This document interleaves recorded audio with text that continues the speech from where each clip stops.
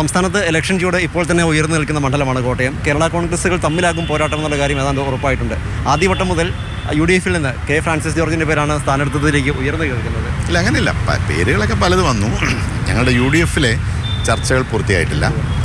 അത് ഈ ആഴ്ച തന്നെ പൂർത്തിയാകുമായിരിക്കും. അതിനുശേഷം ഞങ്ങളുടെ പാർട്ടി ചേർന്ന് ഒരു തീരുമാനമെടുക്കും. അപ്പോൾ ആ തീരുമാനത്തിൻ്റെ അടിസ്ഥാനത്തിൽ മുന്നോട്ട് പോകും. അല്ല, താങ്കളുടെ പേരാണ് തുടക്കം മുതൽ ഏറ്റവും കൂടുതൽ. അതുകൊണ്ട് കാര്യമൊന്നുമില്ല. അതിങ്ങനെ പേരുകളൊക്കെ പലത് വരും. അതൊന്നുമല്ല, പാർട്ടിയാണ് തീരുമാനിക്കുന്നത്.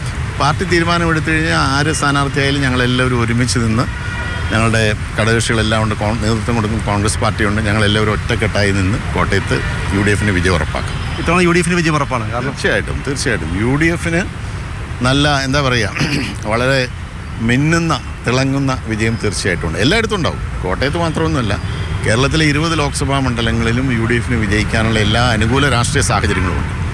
അത് UDF നേതൃത്വം ഞങ്ങളെല്ലാവരും ഒരുമിച്ച് നിന്ന് പരമാവധി പ്രയോജനപ്പെടുത്തി എല്ലാ സ്ഥാനാർത്ഥികളെയും വിജയിപ്പിക്കാനുള്ള പ്രവർത്തനത്തിൽ ഞങ്ങൾ അങ്ങോട്ടും ഇങ്ങോട്ടും, കാസർഗോഡ് മുതൽ തിരുവനന്തപുരം വരെ ഞങ്ങളെല്ലാവരും ഉണ്ടാകും.